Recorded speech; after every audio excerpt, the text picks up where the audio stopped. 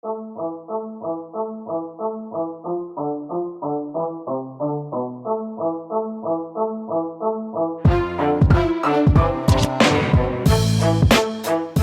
HYPEBEAST Radio, I'm Jeff Staple, and this is The Business of Hype, a show about creative entrepreneurs, brand builders, innovators, and the realities behind the dreams they've built.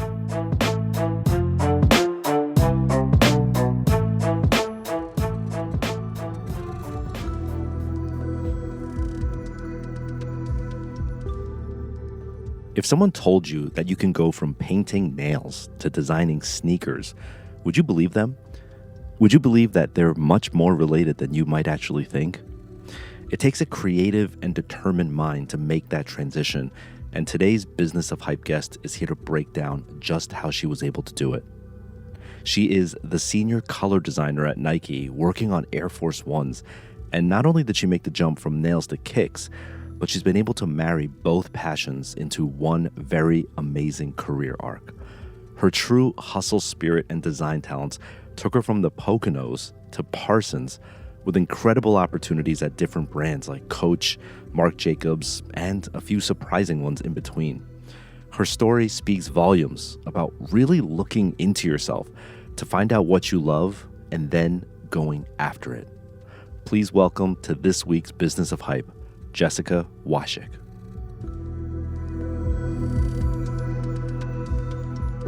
Thanks a lot for coming all the way to New York City from Portland, Oregon. Thanks for having me. Yeah, thanks for being in the studio, which today is the pre-development room for Staple, but offers good sound insulation. Introduce yourself. Tell us who we have in today. I'm Jessica Washick. I'm a nail artist, and I'm also a senior color designer in men's footwear at Nike. Nice. You're our first Nike employee. Oh my gosh, really? I think so. Wow. Yeah. That's so cool. Thank you so much for having me. How long have you been at Nike? It's about 4 years now in total. Okay. Yeah. Your title was like a novel in and of itself. So let's break down all the words in your title. So What do you do at Nike? Well, I'm a senior color designer. Senior color designer. Yeah.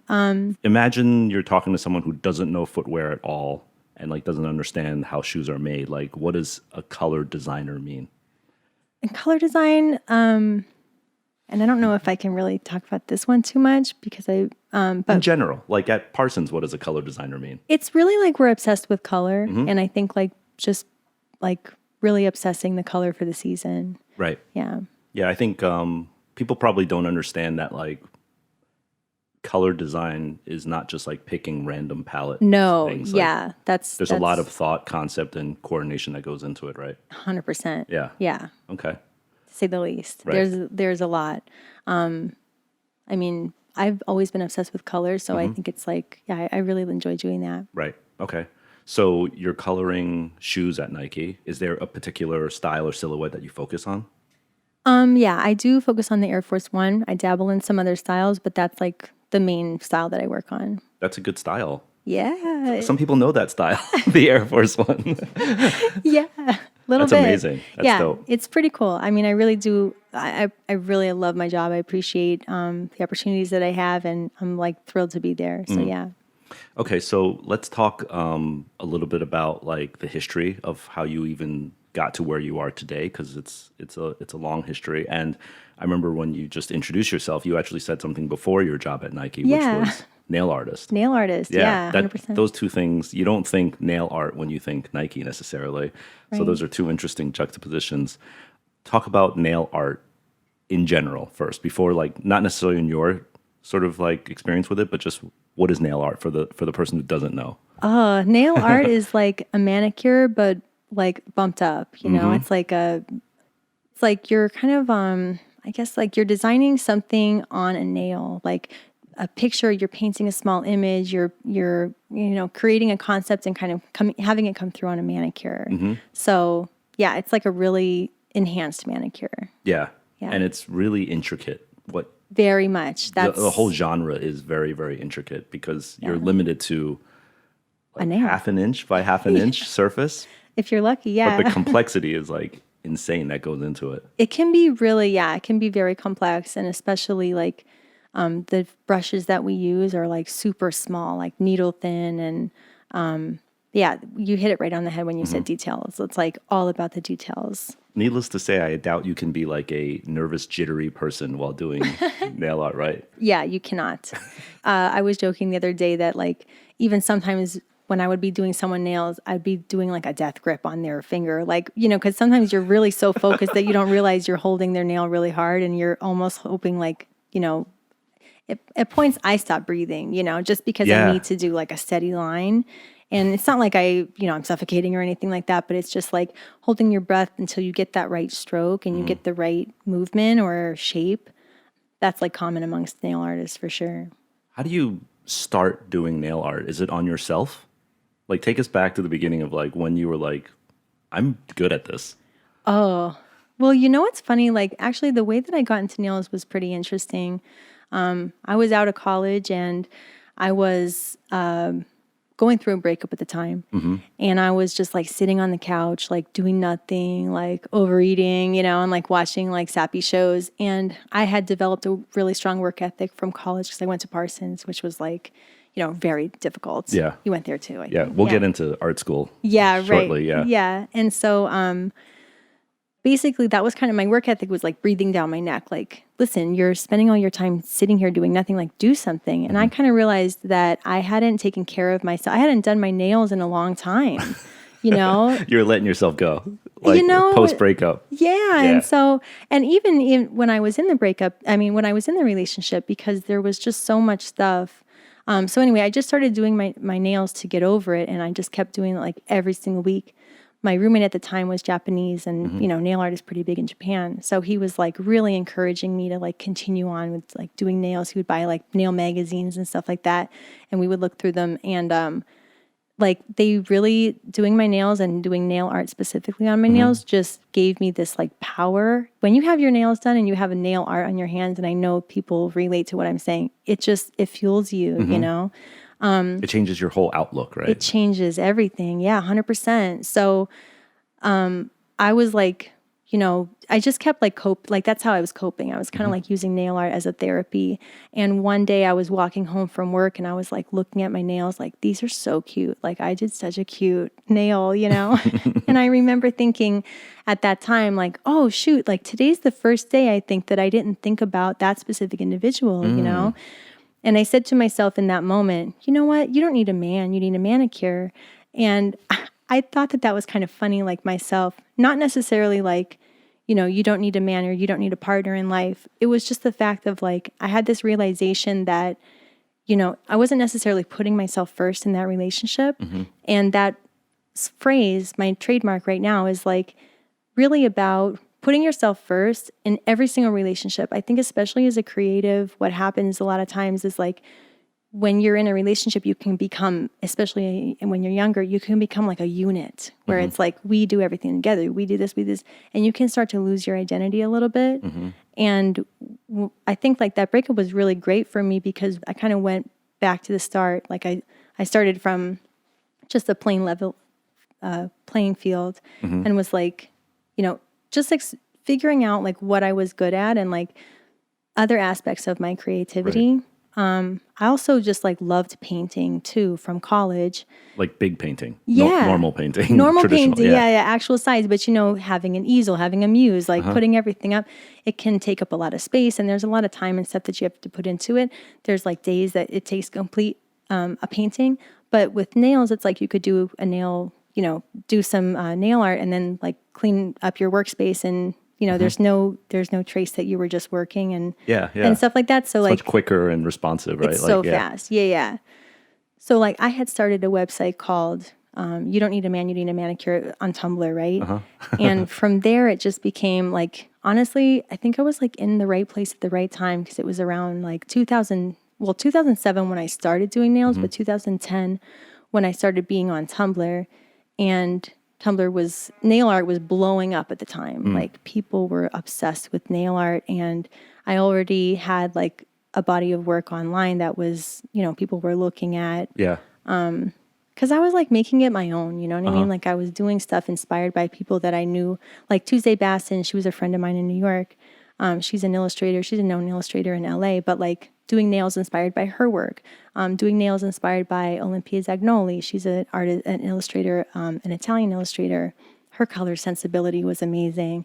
And so anyway, I just felt like I was like kind of just making nail art my own, you know? And it seemed like people were liking that. Were you already now, like you were doing them to yourself to get out of that sort of like depression that you were in with the relationship? Yes. But when did you start doing other people? Well, shortly after? Or? Yeah, like shortly after. What happened actually was interesting was I got like a publication reached out to me. Allure reached out to me and asked me if I could do Allure Magazine? Yeah. Okay. That's big. It was like pretty amazing, you know? But like I said, nail art was really blowing up. So they were like, hey, we're doing this big nail story. Are you able to do a feature for us? I was like 100%. And when I was on the phone with the editor, I said to her, let me hang on one second. I have to find a conference room. And she's like, oh, what do you mean? Like, I said, oh, you know, I'm designing a coach right now. Because at the time I was designing a coach, doing accessories, women's accessories. And she was like, oh, I thought you were a nail artist. And I said, I am. I'm doing that, you know, like basically on my Tumblr. And I was doing freelance at the time. Like I was doing people's nails here and there, just for fun, like my friends and whatever. And she was like, oh, you know, Refinery 29 is running this story about women who do like more than one thing in New York. Would you be interested in doing it? Like separate story from the Allure one. Yeah. Wow. And so it was like 2 at once. Damn. And like big ones. You know, it was pretty cool. Like that was just pretty surreal. So like my story started to get told. And then from there, this girl reached out to me. Her name's Anna Miles. She's still a friend of mine. She worked for Deborah Lippman. She was like, hey, are you able to do Fashion Week and like work on the team? And I was like, are you kidding? Yeah, I would love to, but I have to be honest, like I don't have my license, you know? And she's You like, need a license to do nail art? Yes. Well, to do manicures, you need a license. Okay. So I was like, I don't have that yet. And she was like, okay, well, go and get your license and then give me a call. And I like immediately, signed up for nail school, went to school nights and weekends while I was at Coach. And then that's kind of when I started like really working. Did you make the Fashion Week thing? Yeah. Not that year because I didn't have my license, but then I did like come back and started working with them, quite a bit. Wow. Okay. Yeah. That's amazing.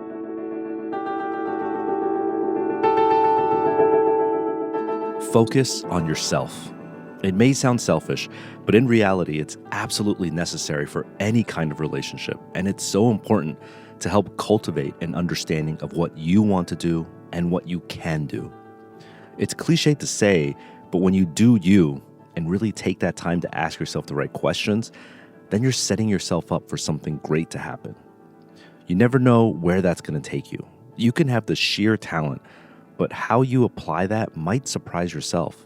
You might find that your skills can take on a new form. So something that you probably spent years refining might actually take you down a completely different path in life. Jessica found that new form of expression through her nail art.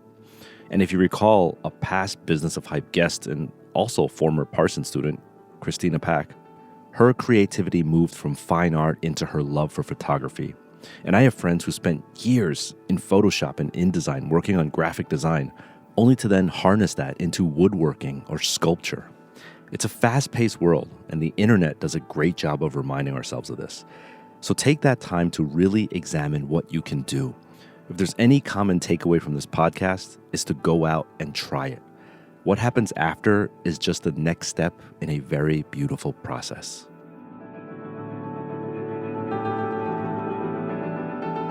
Okay, so that's the segue into it. But how about, let's go pre even that, right? Like, so you said you went to Parsons. Where did you go to high school? Where did you grow up? I'm born in Poconos, Pennsylvania, born in East Stroudsburg. And I moved to New York. But yeah, when I was in high school, I was just like, I was into fashion and I was also super into nutrition as a high schooler. But I was just like, which one should I go to? Should I go into nutrition or should I go into fashion? I basically applied to different schools and both. Yeah. And there's no nutritional fashion school. Definitely, you can't do both, So yeah, for sure. So like I applied to Parsons, and I thought if I get in there, I'll go there. Okay. So that's where I went. But like even like before then, which is funny, in elementary school, I wanted to be a hand model when I was young. which is so funny. But Why? Why a hand model in elementary school? my mother loves watching QVC.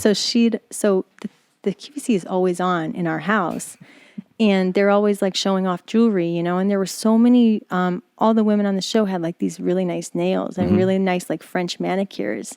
And I was like, how are their nails so white, and like white, Perfect. They're perfect nails. My mom was like, oh, it's called a French manicure. Like they just get their nails painted like that. And I just remember I was so obsessed with that idea. And I went to get a French manicure, and I also got like this nice soap, and I would like wash my hands really with like this nice soap and put like moisturizer on it. And I would go over to my neighbor's house, she was an older woman, like a grandma type, Her name was Ruth, and she was like, you could be a hand model. You have a beautiful hand. And so I was like, oh, I could be a hand model? You think so, If she only sees your Instagram now, look at you now. Yeah, it's pretty funny. You know? Okay, so hand model career on hold. It's going to come later. Nutritionist, and then so you apply to Parsons, you get in, which is, one of the best schools in the world. What major? Fashion. Which is the hardest division of Parsons to get into.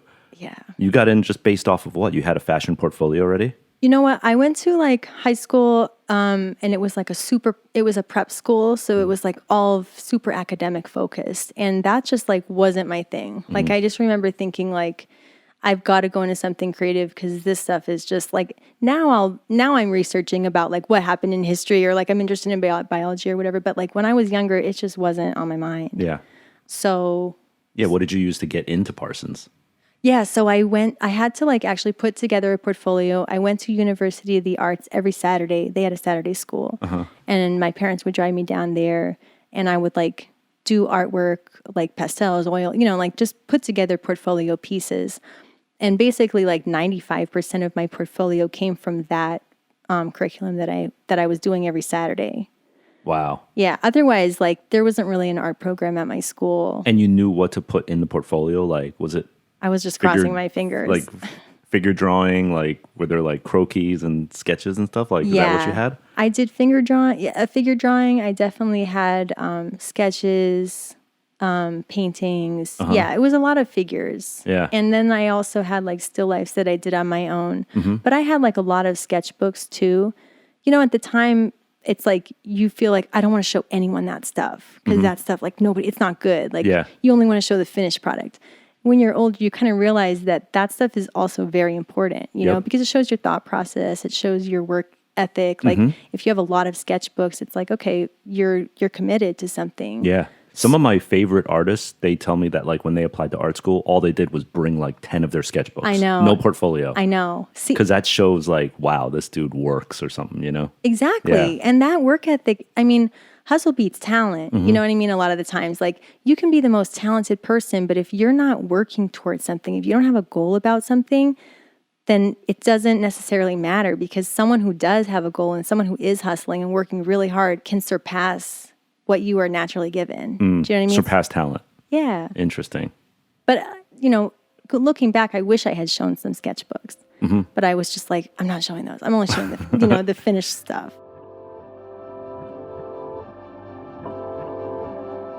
This is what separates a lot of us. It's the hustle.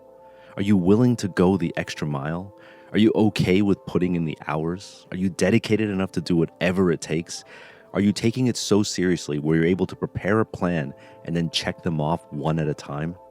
Hustle beats talent. It's an argument that many will have, but if you look at anything from sports to music to design to art, shoot, the list goes on and on. Your hustle will set you apart and even help build a foundation for that longevity. You can have the best jump shot out there, but can you translate that into a team's full system? You could probably spit a couple of slick lines, but are you living in the studio working on your wordplay for an entire album? Are you jogging to the back room for a customer's size? Or are you strolling back there while checking your phone? It's all the same thing, my friends. It's just different games.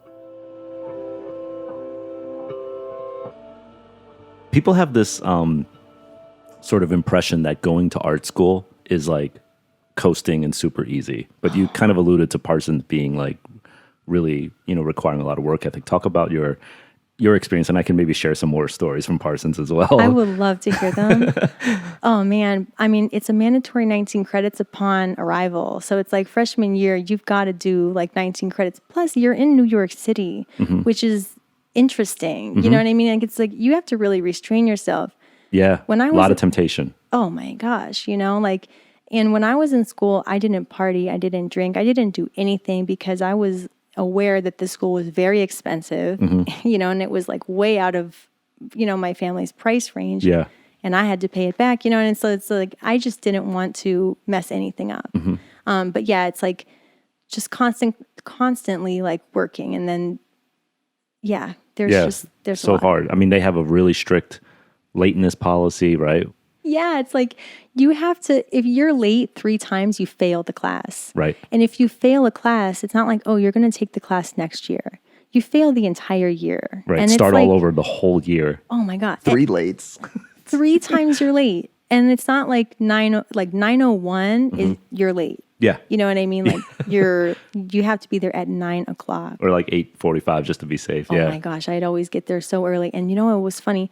The elevator in the building, it was the worst. It was the worst. And my class was always on the 12th floor every time. So I'd have to with my portfolio, which is like 20, like those, that massive portfolio, what is it? 18 by 24 inch, your case sketch of pad. Supplies and shit. Carrying, and we would all be like, oh shoot, the freaking elevator is like taking a while, or one of them's down, and we would just go straight to the stairs because we cannot afford to be late. Yeah, the stairs were, remember the stairs, how busy they were? It was like traffic jam in the stairs. And everyone's going to the 12th floor. Yeah. Oh my God. And the other thing, I went to NYU before Parsons, so I went to a regular liberal arts school. And the thing about that is it was so much easier. You could actually just not do your homework and just not say a word in class. There were 300 people in one classroom. Teacher doesn't even know your name.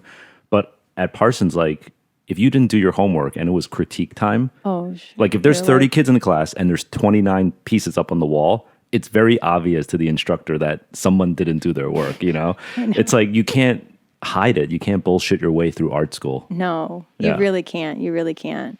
And I mean, the work too, the people are so talented. Yeah. So it's you don't want to just come with whatever. You want to wow, you want to show stuff. You want to get a good critique because people don't hold back. Yeah. If they're not feeling your work, it's and I'm not talking about only the teachers would give you critiques. They would open it up to the class. And a lot of times, you know what I mean? I remember, people just feel I don't get it. I don't get your concept here. I don't see what you're doing. What is this? So, after I was in the school, I was just okay, I really need to get it together because I don't want to be, critiqued in class. I want to get Yeah. And also of course it made me very punctual, very punctual person to the point that I'm always super early, Wow. You're taking me back. I remember that feeling of making it through a critique unscathed. Not even, I don't even need compliments, just unscathed. And I remember the night before when you're finishing it, right? At 2 o'clock in the morning or whatever. But whatever work you have to go through to get through an unscathed critique was so worth it. Totally. Because there's nothing worse than standing up there and everyone just being you didn't put in that much effort into this, or and that's sometimes just what they would say too. Yeah, I could just tell that you did this last night, right. Or it's just no holding back. Yeah, it's real. It's really real. You get a quick wake up call. Yeah. You finished Parsons? Yeah. Okay, I didn't. Oh, really? No, I left sophomore year. How did you do at Parsons? You know what? Like I said, I really developed a really strong work ethic there because I just did not want to repeat any courses, and pay more. Yeah, and pay more. And in fact, because it was so expensive, my junior year, I started entering every single contest that I could enter. And so that means I was entering every single, and I was winning them too, which was crazy. I won a Uniqlo contest, which was crazy. I was and actually the Uniqlo one was pretty cool because it was a t-shirt design contest. And they were choosing someone from the US. It was kind of like a worldwide contest, but they were choosing people from different places.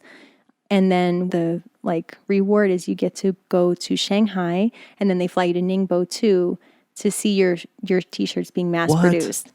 And the maximum entry was 4. I entered 4 and I won twice. So they were like, we actually want 2 of your shirts. And they gave me double the scholarship. Wow. Yeah. So I was like so proud of that. What year was that? Junior? Yeah, my junior year. And did you go to China? Yes, I did. That's amazing. That was my first time like out of the country too, aside from Canada. So it was like a huge culture shock. That's sick. Yeah, that was cool. Did they make your shirt? Did it go into like... Yeah. Really? So you had a shirt in Uniqlo in college? 2. My bad. 2, son. Okay, what other stuff did you enter into? I also did like a Dkny contest, which I won that one. I have to say like a few people won that. Like there was like, they were choosing like 5 or something people. And I was one of those people. And the garment that I made was ended up being sold in the window of Dkny on Madison Avenue. So they were doing that. There was a Gap contest that I won that gave me it gave me a scholarship, and it also gave me an internship for the summer, which was great. And also so I got some experience in that. And then probably like the most substantial one was my senior year. I entered a CFDA Target Design Initiative. So it's like CFDA and Target, the store. Target the store. Yeah. And that was like a national contest. And the winner gets like, $5,000 gift card and like scholarship money and also like this job. You get a job at Target. Yeah. Okay. You get a job at Target, but it's like a special program too, because you dabble in a little bit of everything. So you go into menswear, women's wear, like accessories, kids or whatever. And then at the following year, you're able to decide which one you want to go into. And then you can kind of like build your career off that. So I think it'd be good for someone if you didn't really necessarily know what you wanted to get into, it was the way to like get a little taste of everything without having to like jump from job to job. Yeah. And then you can kind of like focus on that. So did you win the CFDA one? I won the first place. But your school friends must have hated you. Like, you can't just win once, you got to win twice in the same freaking contest. Yeah, that's so funny. I just was not like playing around. Like I just really needed the money, to be honest. That school is so expensive. Word. You're like playing scratch offs and winning them too. Like yeah.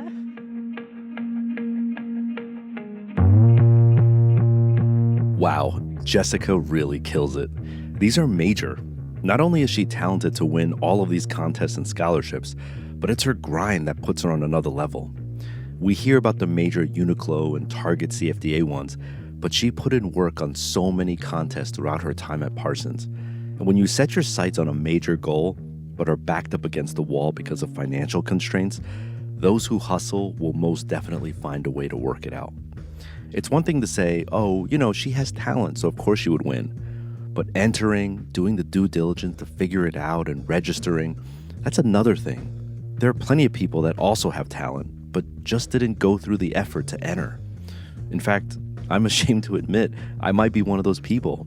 I was probably too busy breaking into Parsons at night trying to silkscreen tees. It's like we said, Parsons, and I'd imagine most art schools, are not easy. It's not a walk in the park school that you can easily slack through. They have very high expectations and strict policies for meeting them. I remember during my time, one professor would just rip pieces of work off the wall onto the ground if she didn't think that it was worthy. It was quite common for people to just cry and run out of the classroom. I don't think this happens too often at regular colleges, but what this does is build character. Now, not everyone listening to this is in art school. Not everyone has a portfolio that they can enter in the contest. So how's this apply to you? Here's the takeaway. Trial by fire. Push yourself to the limits. This is the only way to find out who you are and what you're truly made of. But I decided to not take the job at Target. What? Yeah, I just, it's funny. They must have been like, no, that's part of the, like, you kind of have to do this. You have to do the job.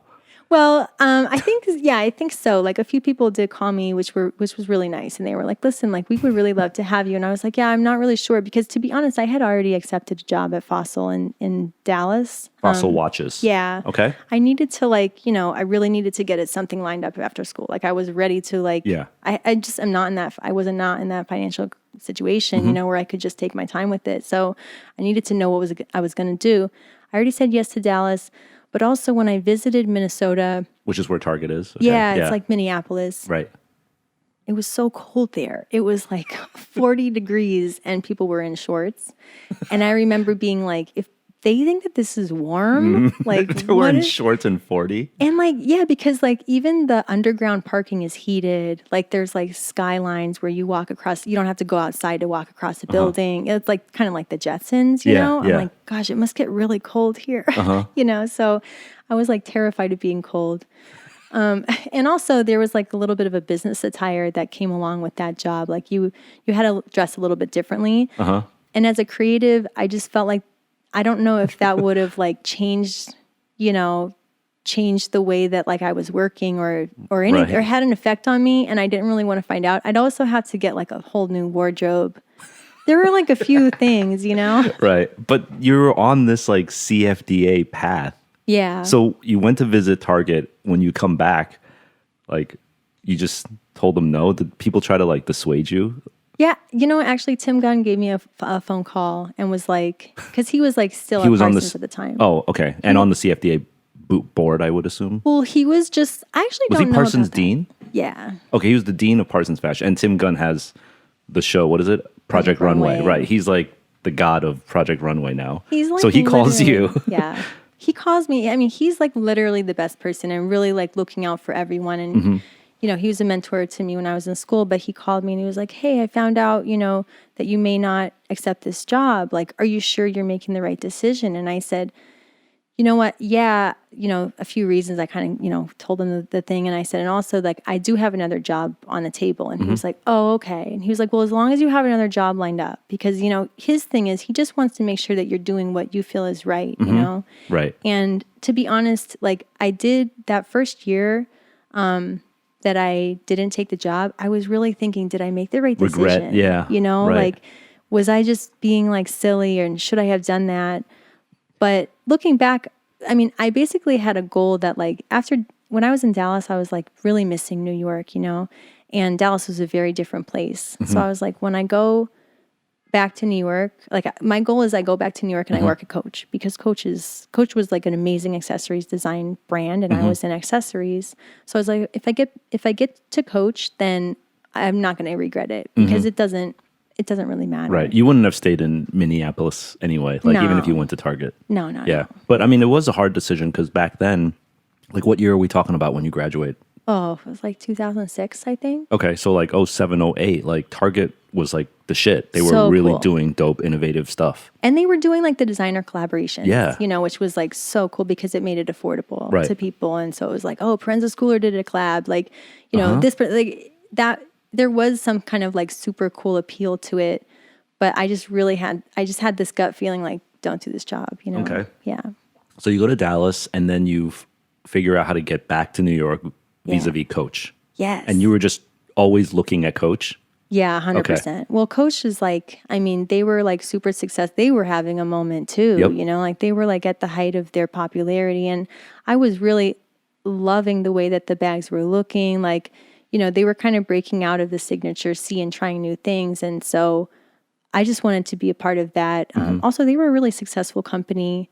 I heard that they had a great work environment. Like the things that mattered to me were what they were providing. So I definitely wanted to do that. And then when I interviewed, the people were amazing, like the most talented people. And the team was just great. So I took that job, you know. Nice. You got it. You set your sights on a target and you get it. Yeah. How many years did you spend at Coach? I was there for 7 years in total. Wow. Yeah. Okay. And I started in women's accessories design, doing like small pieces. And I moved over also to technical design, which is more about the construction of, and I was in handbags. So it was like more about how the bag looks on the shelf and like the interworkings of the bag and the fillers and stuff like that. So it was really cool because it gave me like a lot of perspective of like what it takes to create something and make it look good. Yeah. Which I still carry that knowledge to me today. And then, and that's like from the construction, like technical aspect. But then I was also doing like, initially I was doing like just the fun stuff, like, you know, sketching and like, you know, designing something from scratch. I remember you told me before when we met up that earlier in college years in high school, you actually like sort of had dreams to work in like streetwear and urban, right? Oh, totally. Like actually, yeah, when I moved to New York or when I was at Parsons, like, I mean, New York, you can't like go around New York and like not listen to Jay-Z or like not listen to Nas. Like it's The just, soundtrack, yeah. you know what? Exactly. Exactly. It's the soundtrack of the city. So I admire Jay-Z so much. Like I love his lyrics. I love his music. And that's really what I wanted to do was work at Rockaware.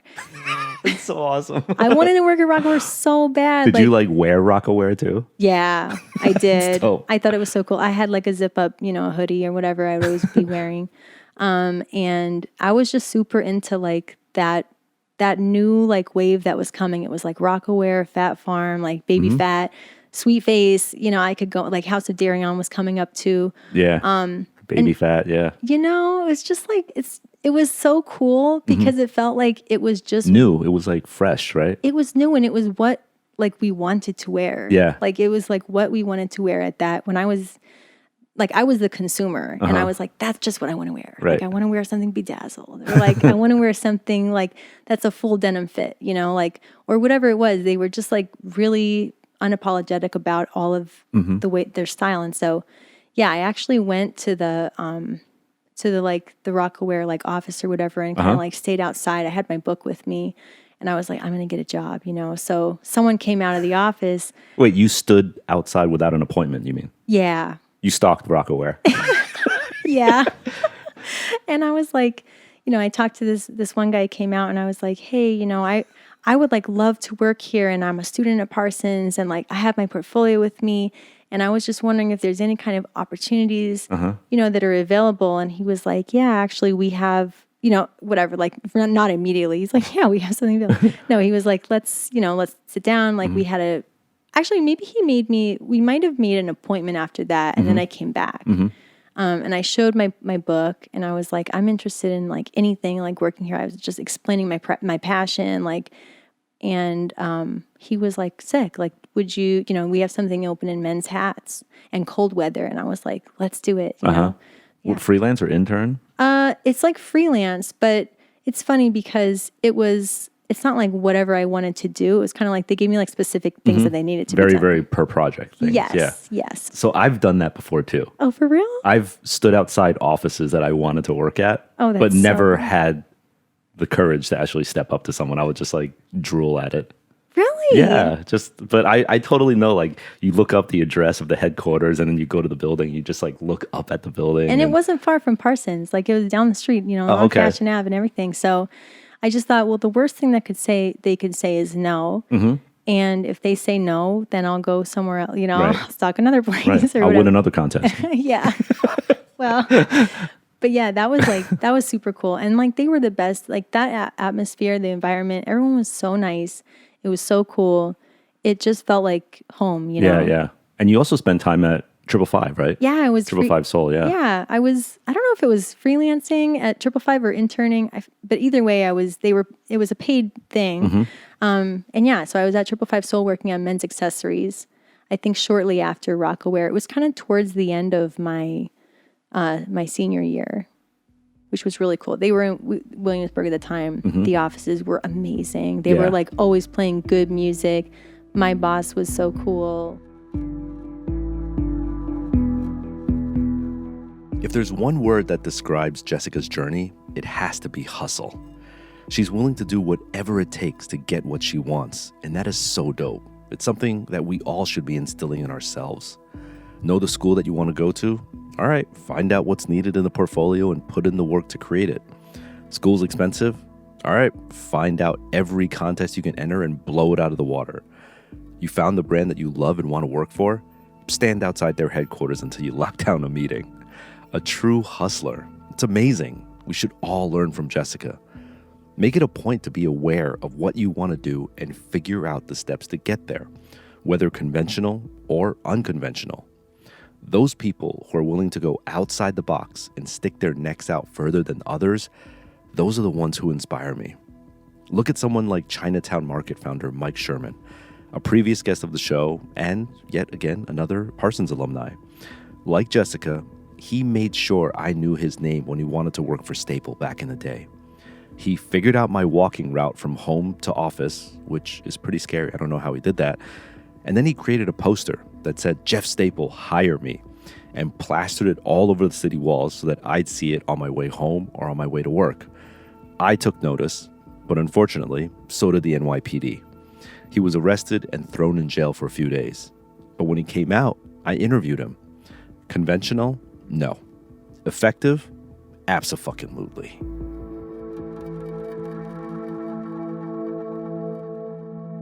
You're at Coach now, and then you spent 7 years at Coach, you said? Yeah, in total. Okay, so when was the next move after Coach?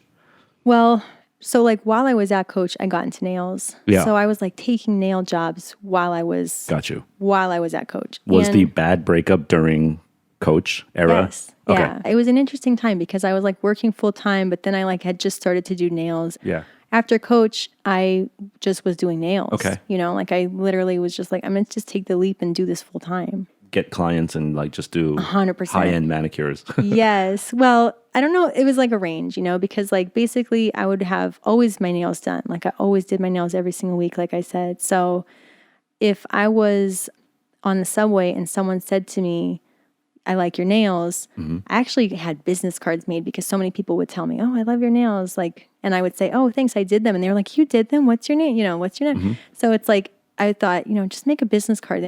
Like it made it easier for me. So I had like really nice business cards that literally said, you don't need a man, you need a manicure, and in letterpress. And then it was like gold foil letterpress. It was so cool. And then it had like just my name, my email, and like my website. And the edge was all hot pink, which was really cool. But Nice. that helped me do like a bunch of people's nails. Like I had clients all around. And then also, you know, I had got my nail license like towards the tail end of Coach. And I started doing like editorial work a lot with Deborah Littman. Explain who Deborah Littman is. Oh, Deborah Littman is like a nail icon. I got a call from someone who worked with her and was like, hey, you know, are you interested in doing Fashion Week for us? Like, she's like, are you interested in being on the team? And I said, yeah, I'm like super interested, but I don't have my license. So she was like, you know what, go and get your license and then give us a call. So I literally just like looked up the school, got my license, and then got back in touch with them.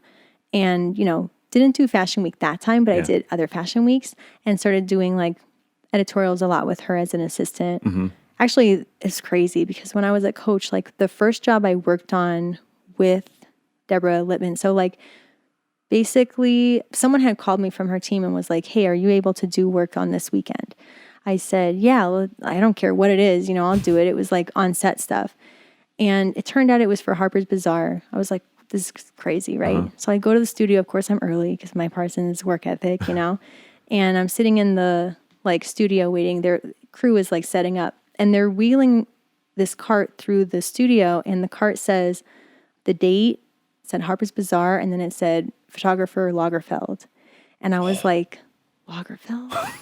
And I thought, it has to be a different Lagerfeld. Because I'm like, there's no way. But then I thought, wait, it's like, and just, it was this crazy wave of emotion, you know, because coming from Parsons, that's like who I learned about, you know, and like, read about on style.com and like read about in magazines. And like, of course, Karl Lagerfeld is an icon, you know? So it was insane. He was the photographer on set. And that was like my first like taste of on set work. And the stylist was Corinne Reutfeld. Wow. And I was just so in awe, you know? And it was a 3-day shoot. So I was there for 2 of the 3 days because the following day, it was like Saturday, Sunday, Monday or something like that. And of course I had to go back to work on Monday. But I was just like... living a dream for that weekend. For just a weekend. Yo, that is such a New York story. I know. It's so true. And I felt so... Yeah. And I felt so lucky, you know? It's like, this doesn't happen to other people. Like, this doesn't happen to everyone. Like, I literally pinched myself and was just like, be present the entire time because this is a real dream, you know? Yeah. And that was crazy. That's amazing. Okay. So post-Coach, you are just doing nails on your own. Yeah. How is it being, now you're like an entrepreneur. You have to run your own business. You have to get yourself out of bed and oh my gosh, set your own hours. How did you like that versus like structure of corporate America? It was so interesting because like nails is really something that I love to do. But like taking the jobs, I quickly found out it changed it for me a little bit, just because when you're getting like a final approval on things, or like it brings a lot of people in, it was like a little bit different. But also like when I'm studying fashion, it's all about, the glitz and the glamour and the photo shoot and all this stuff. And like Coach didn't have a runway show at that time. Like my picture and like idea of fashion from school translated into like really me being at a desk doing something behind a computer. Do you know what I mean? Yeah.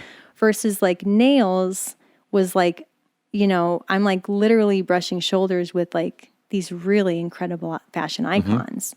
So like in that way it was completely different, but I did enjoy that. I did enjoy like the way that you can kind of like do nail jobs and like have a few more days off than you usually would. For sure. But the thing is also like I also had a lot, like some jobs, I had like a few jobs in one day, which would be a lot, and then I would have like a day off.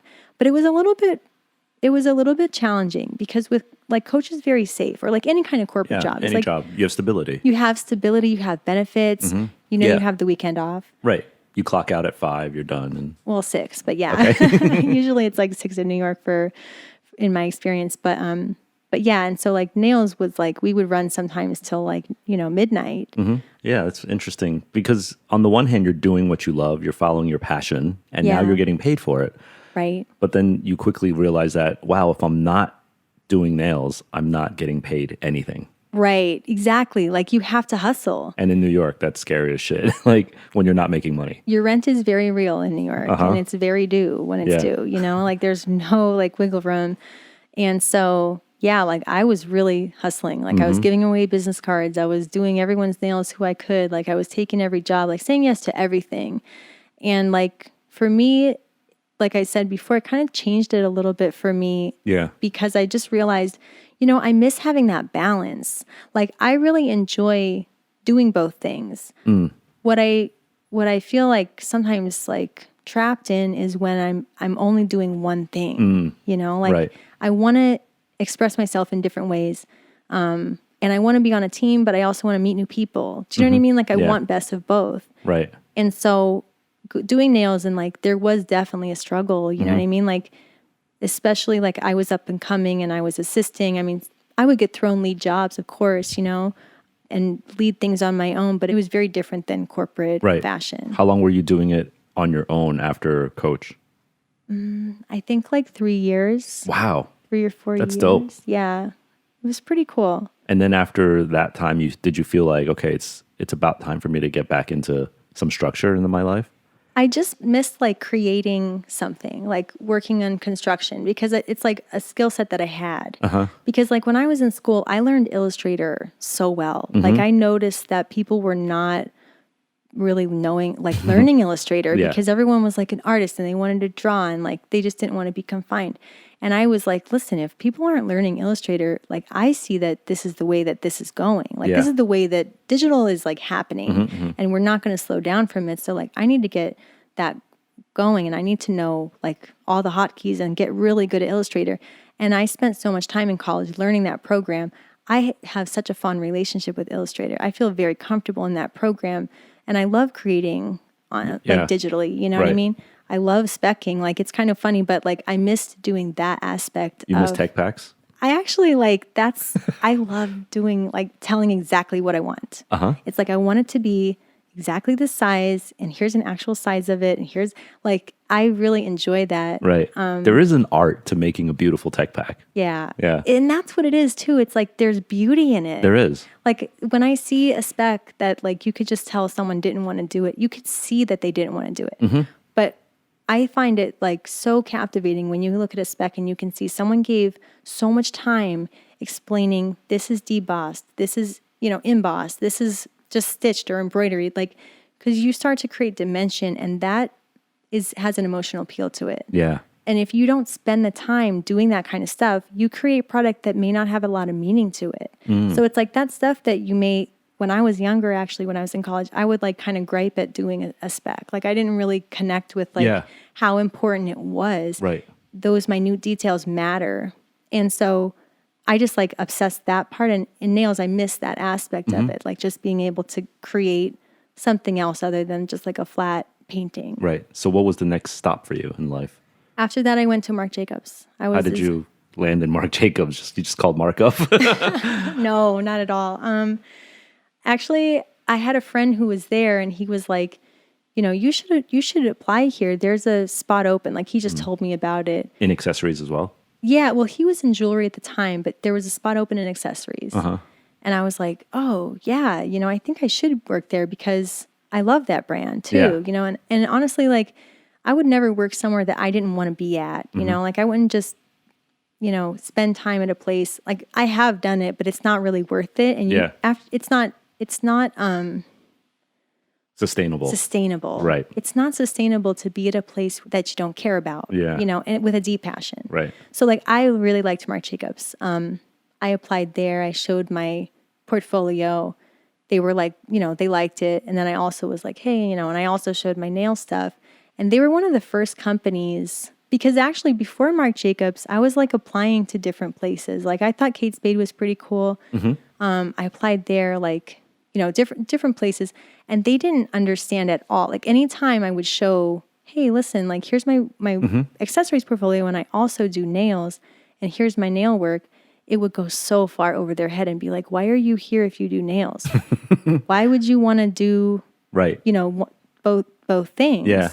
And like they just felt like I wouldn't be committed to it, or that I wouldn't be focused, or I really don't know what. So they would like your portfolio work, and then you would show the nail work, and they would be confused, like dumbfounded, like so confused. Interesting. Like why? I think because they want to put people in boxes, and and once you show the nail art, it's like, oh shoot, you don't fit into the box that I had thought about. Right. I felt like they thought that I wasn't focused on accessories. Or committed to that one job. Committed is exactly the right word. Right. I think that they were worried about my commitment to the position. Yeah. Where in fact, it's like beneficial to do both things, you know? And Marc and team saw that? Oh my gosh. Yeah. They were like, this is so cool. Wow, you do nails too. Wow, that's great. Yeah. Like, you know, the interview went well. I was nervous, you know, of course, I'm always nervous during any kind of interview, but it went really well. And also the fact that they understood that was very cool to me. Yeah.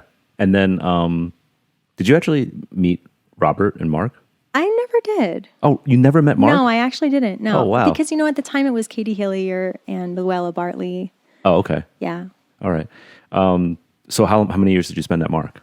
I think I was there for like one year. Okay. Because, you know, that Marc Jacobs is an incredible brand to work at. You can be so creative. The thing is, I was like really working around the clock. Like I was like clocking out at like 2 a.m. And I'm not talking about once or twice. Like it was a constant thing. Like working on weekends is typical. Like, damn. And again, like, you know, how I talked about, I like to have the balance. When I was at Marc, I didn't really have the balance with my nails. Like I had to keep saying no to nail jobs, which was killing me because like I wanted to do certain things, you know? I just didn't have the capacity. Yeah. And if I did, I just like I had like no nail polish on, like, you know, often. I just felt like this isn't like what I want to do. You know, I'm not putting myself first. Again, I'm in a relationship where it's all about that person and not about me, you know? And now that person is Marc Jacobs, the brand. The brand. Not the man. Just the brand. Okay. So you were getting burnt out is really what it was. Yeah, I got super burnt out. Yeah. Yeah. So I basically like left there and just continued doing nails. Okay. So I just like kind of go back and forth. Right, you know? right. But I was really looking for like a balance because I thought, you know, I know that like if I like doing more than one thing, there has to be an opportunity for me to do that. I just didn't know what it was. Yeah. You know. So you're back to your own business, doing your own nails, and then was there like a moment of clarity where you're like, what do I want to do? Yes. Oh my gosh, totally. I basically took this job that I wasn't super passionate about, but it was going to help like pay my rent, you know?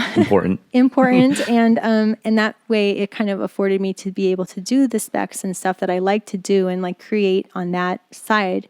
But then on the product side, but it also helped me have time and free time to be able to work, you know, for nails. So I would like be doing shoots early in the day and go into work, or like leave work and go and do stuff at night too. But, eventually, because I wasn't passionate about that brand, it was like after a year, I just was like, this isn't what I want to do. I don't see myself in having a future here. And I literally came home one day, sat down on the couch and was like, okay, like we need to have a conversation, because I could just tell that I needed to make a decision. I thought, what do I really want to do? And I took some time and thought about like all the options, my background, like things I like to do. And I thought, honestly, the coolest thing like that I could do, that I would want to do, the best thing that I would want to do is work at Nike. Because I love Nike. Yeah. Like Nike, to me, I was always wearing Nikes growing up. Like that brand was everything to me. Their logo, like just do it. It inspired me so much, especially like just getting into like, the technical aspects of fashion. It's like almost like this hurdle where a lot of people, they want to do the fun stuff of fashion, but they don't want to do the back end, like I was talking about, which is like the speccing or whatever. But just thinking like, just do it. It just inspired me. Like, this is a part of the job that you have to do. So if you have to do it, don't have a feeling about it. Just do it, you know? Yeah. And then when you get into it, like when you start just doing it, you get really into it. Right. It's funny, like their slogan was like, when you were sitting on that couch, it was like calling to you, like, just do it. Totally. Just do it. Totally. You know what else I love is you said we had to have a conversation. Who's like, there wasn't anyone else in the room in the couch, right? Yeah, right. You mean we, meaning you and yourself. Me and myself. Which I think a lot of like younger creatives that I talk to aren't having that we conversation. They're not asking themselves what it is that they actually want to do. It's true. Yeah. I mean, and I really hadn't done that either up to that point. I was kind of just like, life was coming. Right. Rent was coming. Like yeah. And I was just going with the flow. Yeah. But just pausing and being like, let me think about what is my next move, and like make a smart move. Don't just jump around, because I was really thinking like, what am I going to do? Like go to Kate Spade or Tory or Michael Kors, it's like, and do accessories there. It's kind of the same thing, and like, I already have a little bit of a taste of what that's like. Do I want to continue that?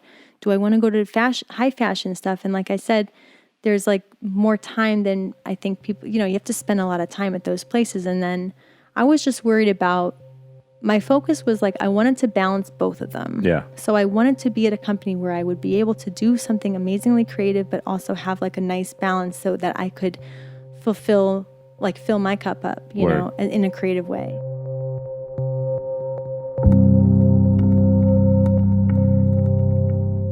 Having a conversation with yourself is probably one of the most important things you can do. Really questioning what has led you to where you are now. Only then can you potentially answer the question of where you want to go. This can be a hard conversation to have, but it must be had.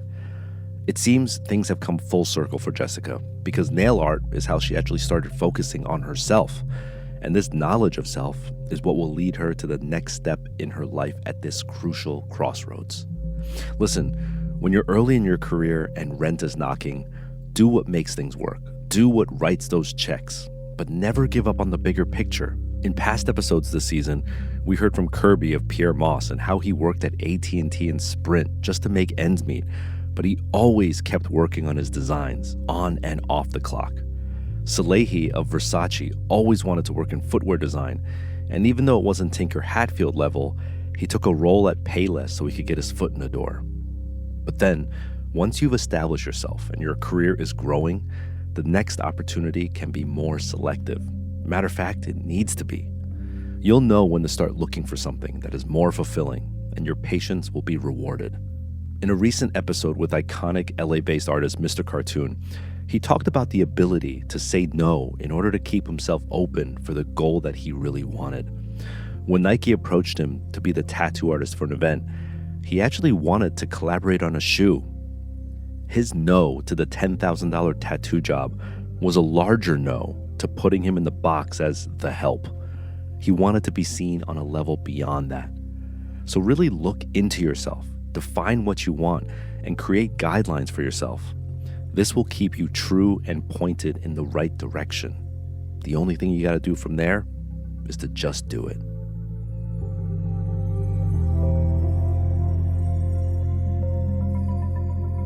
So you decided on Nike. I was like, I want to go to Nike, but I was like also terrified, you know. How do you get into Nike, right? How do I do it? Did you wait in the lobby with your portfolio? Did you go to Nike Town with your book? Like, no, getting into Nike is a lot harder. So what did you do?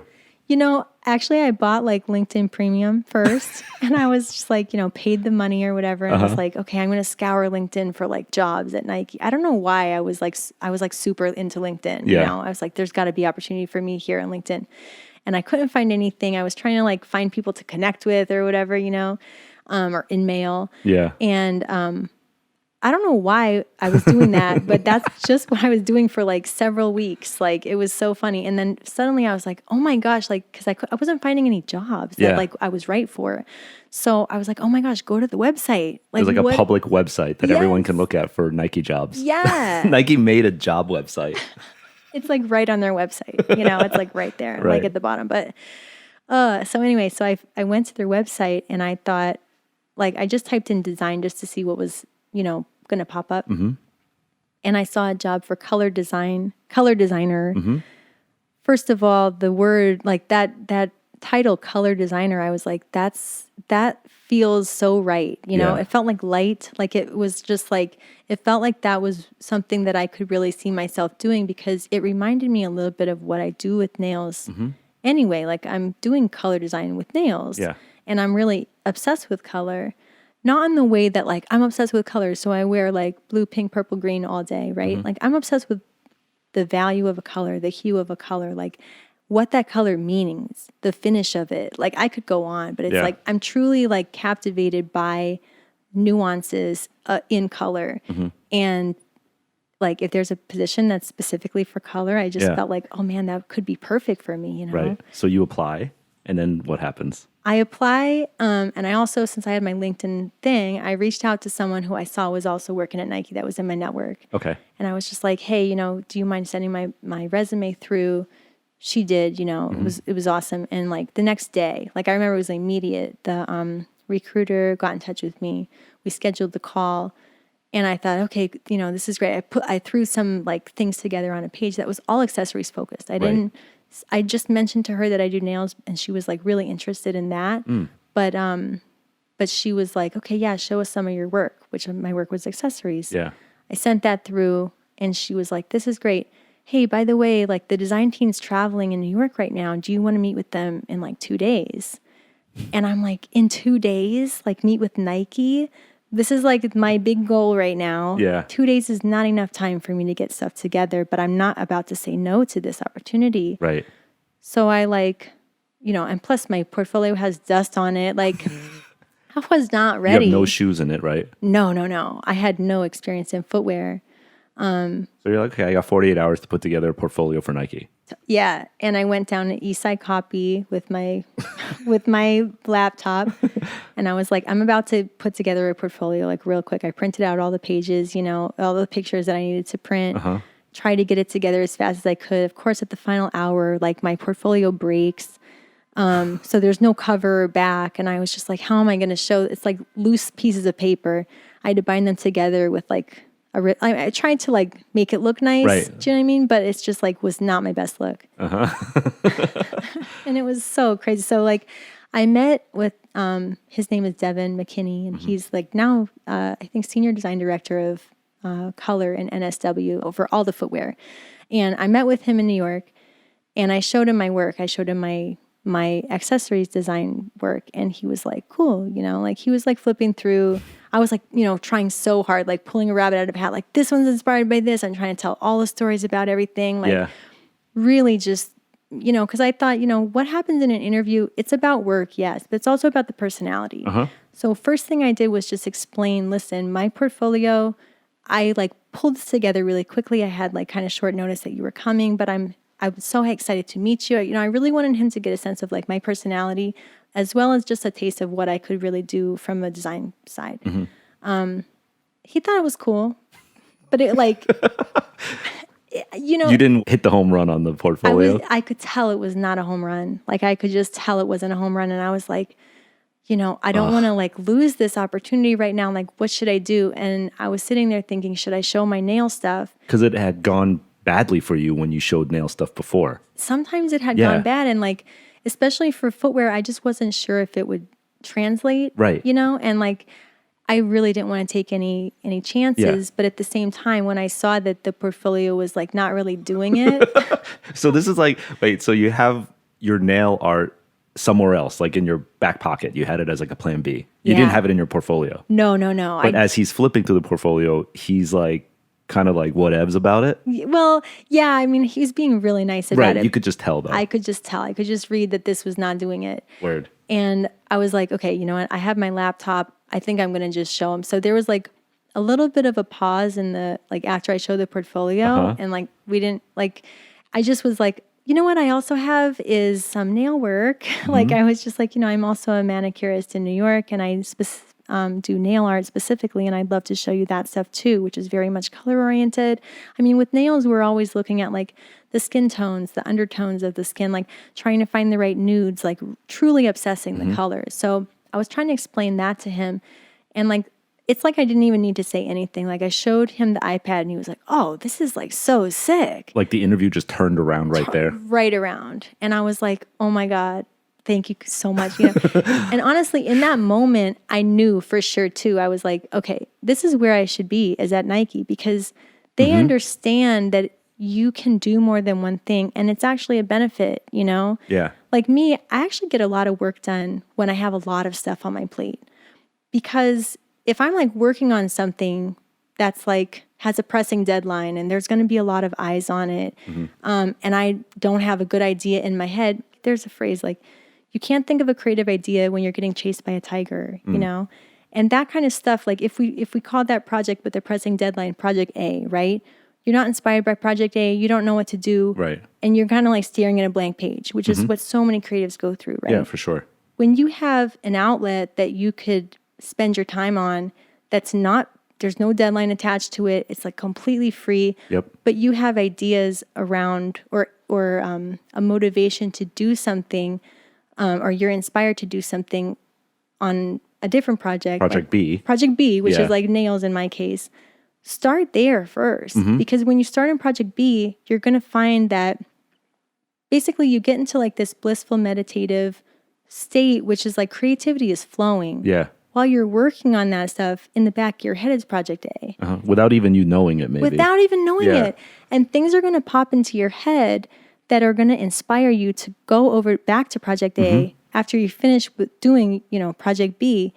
And so then you go back with, you're motivated, you have good ideas, you're ready for the, you know, you have passion behind it, and you're going to put in your best effort back into that project that you initially, like, were just staring at a white page, you know. You had creator's block with it. Yeah, where you were hitting a wall. Right. And I agree with you that, like, the busier you get, actually, like, the better all your work becomes. Oh, totally. People always ask me, like, how do you do so many different things? And I'm like, actually, it's like surfing. Yeah. Like, once you hop up on the board and you're catching that wave, it's like, it actually is quite easy, but you got to stand up on the board first.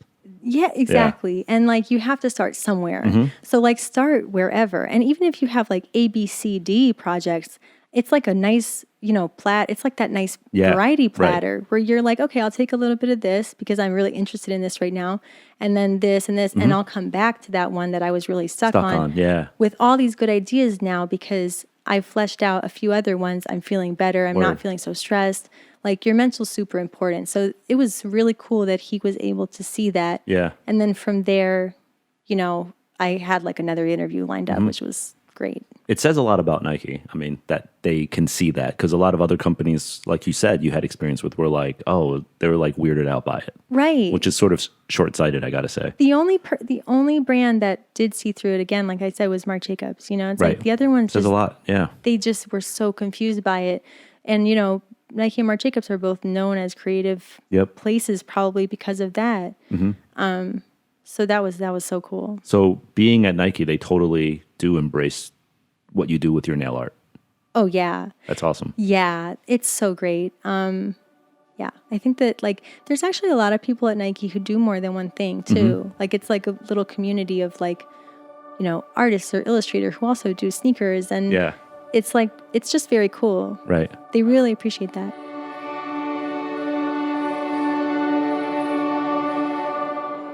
Where you work isn't just about the company's net worth or your benefits package or the size of your paycheck.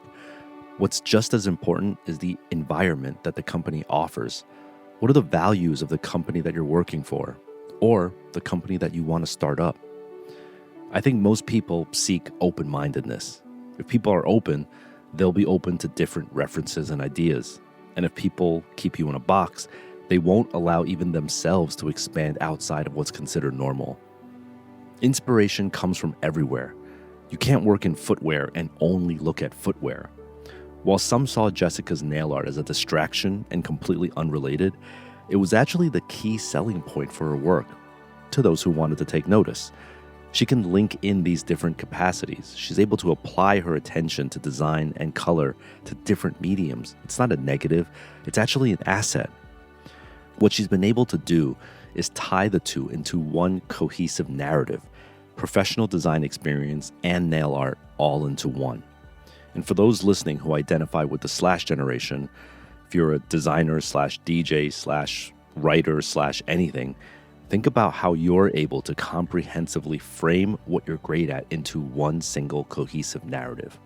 A narrative that doesn't show you're uncommitted, but that you're able to use all of these skills as one. And whatever you do, don't get caught being the jack of all trades and a master of none.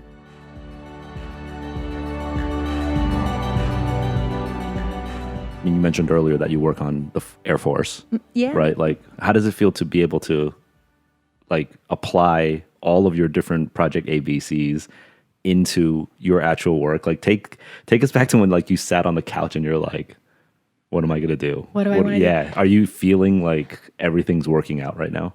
You know, I feel really fortunate because I'm really like the skill set that I developed from accessories design, speccing and like making things dimensional and making them, you know, look the way that I intend them to look. And also the skill set that I developed from nails, which is about color, graphics, and finish a lot of times.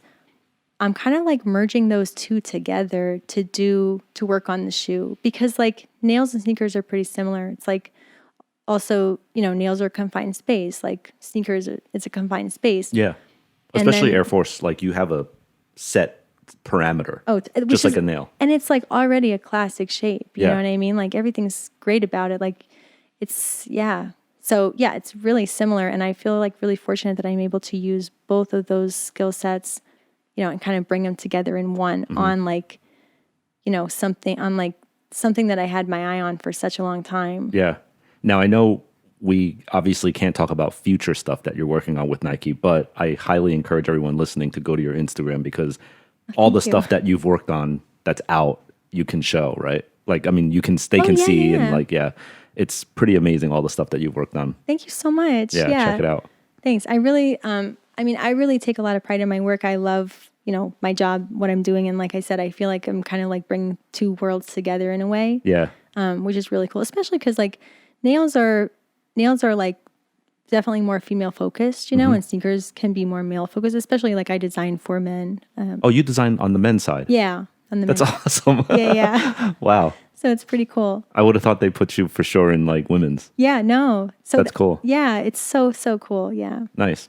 Now that you've been through so much experience, I mean, talking about like from like Rockaware intern, you know, to like coach, to Marc Jacobs, to Nike, to on your own entrepreneur, like what advice do you give young people who are trying to find themselves? Because that's the one thing I think you did really well was you kept finding yourself and knowing what you wanted to do. What advice do you give young people who might be lost? Oh, you know, I would say like don't be afraid to start over or don't be afraid to like try something new. Like start over as many times as it feels right and like explore the things that you like to do. Sometimes, you know, and ask other people for advice too. Sometimes it's so obvious what you should be doing, but you don't realize it. Like you need to hear someone say, listen, like you've been doing your nails for a long time. Why don't you just go into nails? You know, and you're kind of like, oh, I never really thought about that. Yeah. Like having an outside perspective can be really beneficial. Right. I remember when I was at Parsons, I was a product design major first. And my counselor like looked at all of my stuff, looked at my dorm, and she was just like, you need to be in communication design, graphic design. Like you're in the wrong major. Right. And evident, like just from somebody else, and it changed the course of my career. Yeah, exactly. It's just like that. There's so many times where you think, like, you get into your own head, like, I want to be doing this, you know, but really what your passion is lies somewhere else. Yeah, yeah. So if you're not able to see it yourself, ask other people, like, what do you think, what do you think my passion is? Right. Or like, what do you see me doing a lot that maybe I'm missing, Yeah. But don't be afraid. Like, I mean, for me, like, it was really important to have my independence. Like, I need time to myself to create. And if I feel like, I'm not putting myself first, or I'm not like putting my oxygen mask on first, it's really hard for me to create something else. So like I just need to make sure that I'm putting myself first. I guess like also you can kind of just like sit with your thoughts a little bit, and sometimes you kind of answer the question yourself. Yeah. When you just take some time away, because I think people are so into like, the computer and going on Instagram and comparing themselves, or like I should be doing something like this. But if you're just like stepping away and being like, who am I? What am I doing right now? Like, am I really happy here? Like asking yourself these hard questions will help lead you in the right direction. Do you do that like still to this day? Oh yeah. Yeah. Oh my gosh. Yeah. Is that like meditation? You know what? Is it different? It's funny that you add, like, I meditate right now, and Like right now as we're doing the interview? no, I mean, I actually started meditating a few years back, but I do like meditation retreats. So I do like, Oh, you're into it. like non-talking for 10 days type retreats, like the Oh my Vipassana ones. I did 3 of them already, which has been like really cool, because you do start to recognize your own thoughts. Like you start to see them. After 10 days of no talking, you will only be talking to yourself after a while. And you see what rises to the surface. Like you're kind of like getting rid of a lot of stuff that is unnecessary, or that you might be like worried about. And it just kind of like comes out, and then you're able to like find peace with whatever, like who you are, and like just stay present kind of. I assume there's no Instagram in those 10 days either. No phones, no TVs, definitely no social media. Yeah. Wow. That sounds kind of scary and amazing. It is. It's both. It's Yeah. like terrible until the 10th day, and then you're like, yay, this is great, because you feel very different. Like the vibes are different. When you come back to it, do you feel like social media is like poison? Yeah. Right? It's really, it's like jarring, You're just like, wow, this is like too much. There's too much information, because you start to live like a simple life, and just like, you start to really be content with very little. And then when you come back to even like just come back into the city, there's so much like hustle and bustle, and social media especially. Like usually I'm just completely off social media until absolutely necessary, Oh, you have a pretty big following though. It's hard. Do you find it's hard to not get like lost in the sauce of the gram?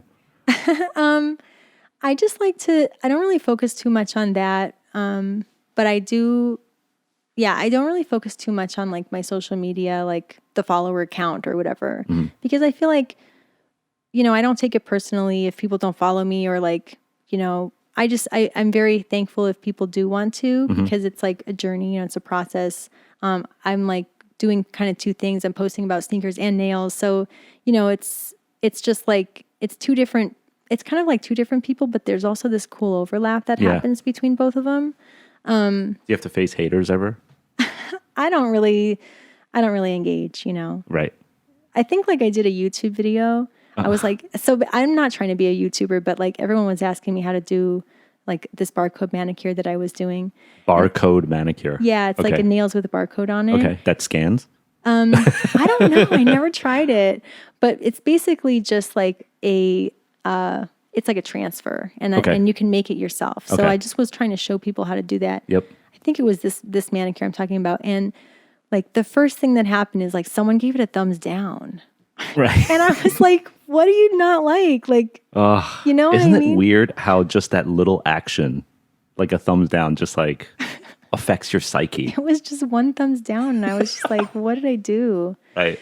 But yeah, I mean, it's just not worth it. Like, who cares? Like regardless, it's really easy to be the peanut gallery. Like it's really easy to sit there and say, oh, that person, didn't do a good job, or like they're not, doing whatever that, it's really easy to criticize. Yeah. What I find more interesting is when you can look at something and say, you can problem solve. Instead of seeing something negative, you can see an opportunity and phrase it up like that. Like, hey, maybe that color wasn't the right. Maybe you should have done this color instead, rather Can than you do your next video and try this? Like, just positive critiques, right? right, exactly. Yeah. Because, like I said, like someone is at least putting themselves out there, whereas the other person who's like behind the screen isn't. So, like, who cares what they say? Right. Like, I don't know what that person is even doing. And it's really easy to hate, on someone when you see them putting themselves out there. For sure. And I just did a video and there was like so much love and compliment. And then one dude was just like, he wrote, "You are cringe." Those 3 words were just like, so shout out to you, guy. You just became famous. All right. Well, thanks for your advice and thanks for your time. That was really, really awesome. Cool. Thank you. Thanks.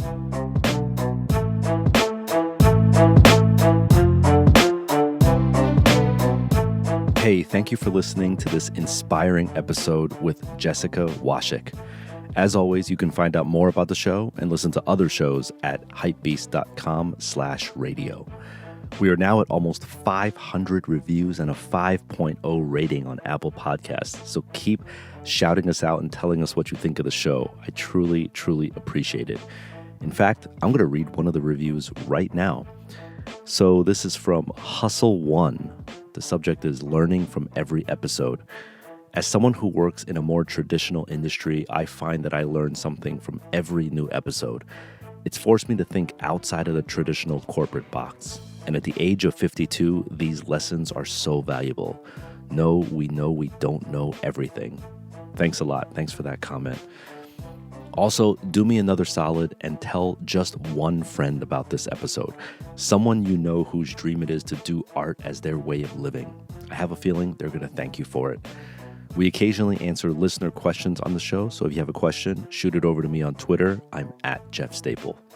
The Business of Hype is created in collaboration with Bright Young Things. You can check out their work at byt.nyc. Our director is Daniel Navetta. Our audio engineer is David Rogers Berry. Our audio interludes are composed by Gabe Darling. Our associate producers are Sydney Pacumpra and Christina Hong. This episode was recorded on location at the Staple headquarters in New York City. I'm Jeff Staple, and you've been listening to The Business of Hype on HYPEBEAST Radio.